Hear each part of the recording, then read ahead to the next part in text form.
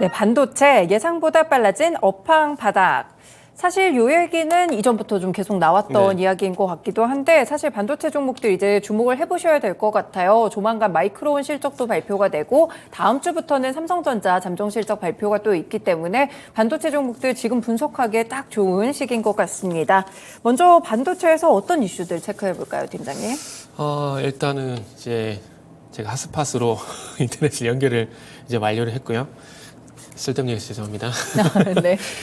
그 반도체 이제 바닥에 대한 기대감이겠죠. 네.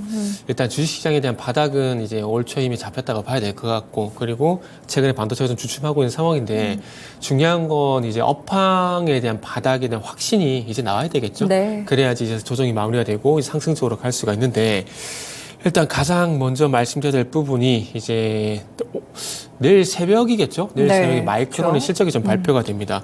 마이크론 같은 경우는 이제 그 반도체 기업들 실적 가늠자 역할을 합니다. 왜냐하면은 다른 반도체 기업들 대비해서 한 달 정도 실적이 좀 빨리 발표가 되다 보니까 네. 그래서 가늠자 역할을 하게 되는데, 그래서 아마 마이크론의 실적이 잘 나오지는 않더라도 지금 시장에서 나오고 있는 예상치만 부합을 하게 된다라면은 아마 바닥에 대한 어떤 확신은 조금 더 강해질 가능성이 높다라 좀 보시면 좋을 것 같습니다. 일단은 이제 우리나라 같은 경우에는 뭐 영업 그 실적 기준 영업이익이지만 미국 네. 같은 경우는 주당 순이익 기준이거든요. 그래서 일단 전분기죠. 전분기 같은 경우는 이제 마이너스 1.91달러.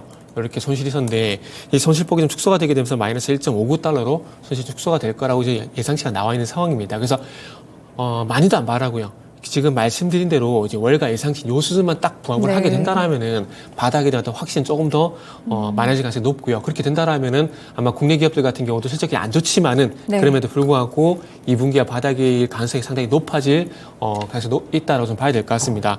오늘 이제 시장이 그 테슬라 이슈 때문에 좀 조정을 받고 맞아요. 있거든요. 네. 코스닥 같은 1% 정도 하락을 하고 있는데 솔직히 지금 시장이 빠질 이유는 없어요. 빠질 이유는 없는데 중요한 건 상승할 이유가 없다라는 거죠.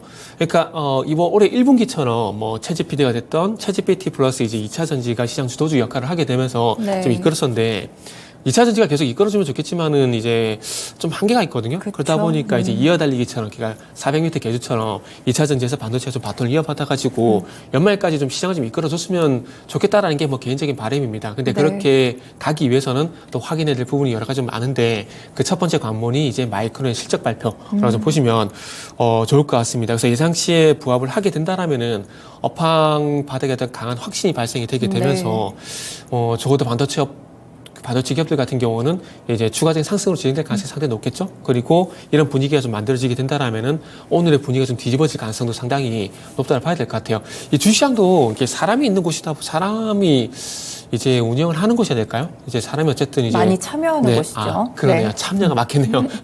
참여하는 시장이기 때문에 심리의 좌지우지가 되거든요. 그쵸. 그렇기 때문에 이런 분위기가 한순간 분위기가 안 좋았다가 또 한순간 분위기가 바뀔 수가 있기 때문에 그런 측면에서 보게 된다면 뭐 일단 마이크론 실적 일단 중요하다는 말씀드려야 될 것 같아요. 네, 마이크론 실적 이제 발표가 있을 텐데 일단 월가의 예상치까지 부합하는 실적만 나오더라도 이제 바닥이 확인됐다는 이 신호에 조금 더 확신을 주지 않을까 이런 말씀을 또 함께 주셨습니다. 그리고 이제 반도체 이슈에서 중요한 부분 중 하나가 이제 DDR5 쪽일 것 같은데 네네. 요거는 모멘텀이 지금 발생을 하는 중이라고 보면 될까요?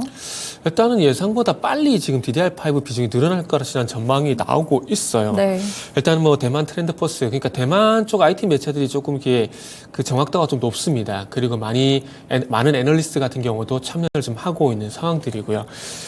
그러다 보니까 이 트렌드포스의 어떤 얘기를 좀 참고를 해야 되는데 네. 연말까지 DDR5 비중이, 그러니까 서버용 DRAM 내에서 DDR5 비중이 일단은 뭐 48%까지 확대가 좀 된다라고 합니다. 네. 그만큼 이제 생각했던 것보다 이제 고성능 반도체였던 점유율이 빠르게 올라간다는 보시면 될 것 같은데, 이렇게 된다라면은 당연히 이제 수익성도 좋아질 수밖에 없겠죠. 그래서 수익성이 좋아지게 된다라면은 지금 적자지만은 네. 반도체 기업들도 흑자로 전환되게 되고 그리고 턴어라운드까지 기대를 좀 해볼 수가 있을 것 같습니다.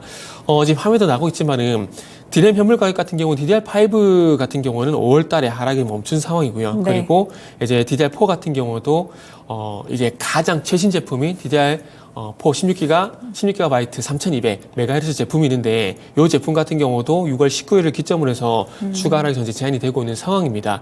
그러니까 가격 하락이 좀 추가적으로 제한이 되고 있다는 것들은 네. 그만큼 수요가 있다라고 볼 수 있는 거거든요. 그리고 지금 증권사마다 조금 의견이 엇갈리고 있긴 하지만 그럼에도 불구하고 2분기에 반도체 출고량이 생각보다 많았을 것이라는 그런 얘기가 나오고 있는 상황입니다. 이렇게 본다면 여건이 어쨌든 좋아지고 있다는 그게 더 이상 나빠지지 않고 있다는 것들을 좀 반증을 하고 있다라고 네. 보시면 좋을 것 같습니다. 거기다가 이제 뭐 HBM, D램 같은 고성능 반도체 같은 수요가 증가를 하게 되면서 이제 반도체 어떤 바닥은 좀 더 가팔라지고 있다, 빨라지고 있다, 뭐 이렇게 좀 보시면 좋을 것 같아요. 네, 드디어 반도체 바닥이 좀 보이는 것 같습니다. 인공지능 잠깐 또 말씀을 주셨지만 인공지능까지 좀 반도체의 모멘텀으로 작용을 해주고 있는데 그럼 팀장님이 보시기에는 어떤 종목들 위주로 체크를 해보면 될까요? 일단은 이제 시기마다 종목이 좀 바뀔 수밖에 없거든요. 그런데 지금 같은 경우는 아무래도 조금 이제 어제 같은 경우에 삼성전자 연관된 네. 그 반도체 종목들이 좀 강했었거든요. 좀 하이닉스에서 삼성전자 쪽으로 좀 모멘텀이 넘어가는 것 같아요. 네. 그러면은 이 삼성전자와 연관성 있는 종목들을 좀 우선적으로 볼 필요가 좀 있을 것 같아요.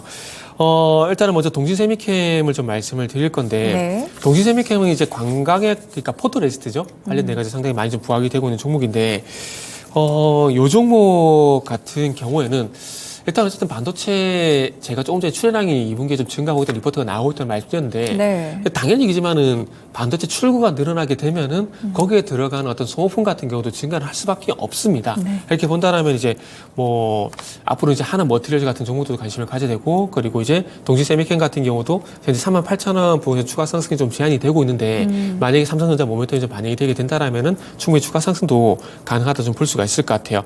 그래서 삼성전자의 어떤 반가운 소식 같은 경우는 이제 메모리 재고 피크 네. 2분기 가능성이 좀 점쳐지고 있는 상황들이고 거기에 대한 근거는 2분기 D램 출하량이 좀 증가를 했다는 부분들이 일단 긍정적으로 좀 작용이 되는 것 같습니다. 그리고 방금 말씀드렸듯이 서버용 D램 내에서 DDR5 비중이 좀 증가하고 있다는 부분들.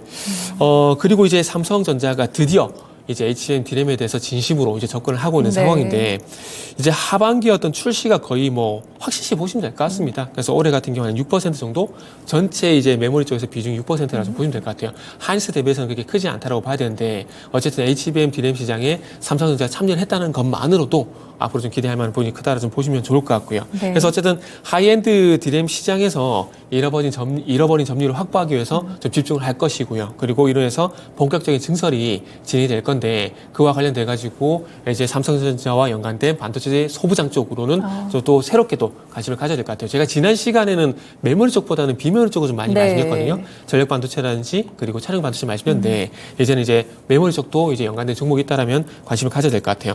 그리고 이제 동지세미캠은 뭐 어쨌든 삼성전자 연관성 때문에 이렇게 좀 부각이 될 수밖에 없고 그리고 자체적인 네. 모멘텀을 좀 보게 된다라면은 이제 하이 NA EV용 관광액 개발을 현재 진행을 합니다. 진행할 거고요. 그래서 이나노 선제 투자라도 봐야 되는데 요거는 이제 요런 내용이 좀 있습니다.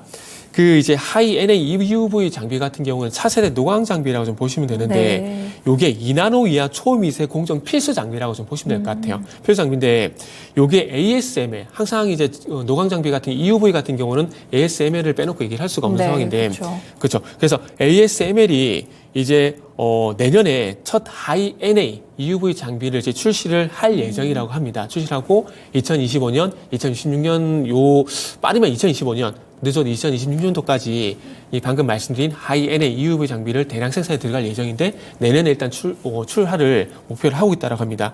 그래서 이것 때문인지 모르겠지만 또 삼성전자 파운드리 같은 경우도 내년에 GAA 이나노 공정 수주를 현재 기대를 하고 있다 보시면 될 것 같아요. 그래서 이 미세 공정 같은 경우에는 EUV 장비가 필수이기 때문에 아무래도 관심을 가져야 될 것 같고요. 그래서 이런 이나노 이슈가 좀 있다 보니까 동지세미캠 같은 경우에는 이나노 선제 투자, 그러니까 하이 NA EUV용 강강익을 현재 개발하고 있기 때문에 이런 부분들을 봤을 때 삼성전자 파운드리 쪽 모멘텀도 좀 있다라고 좀 보시면 좋을 것 같고요.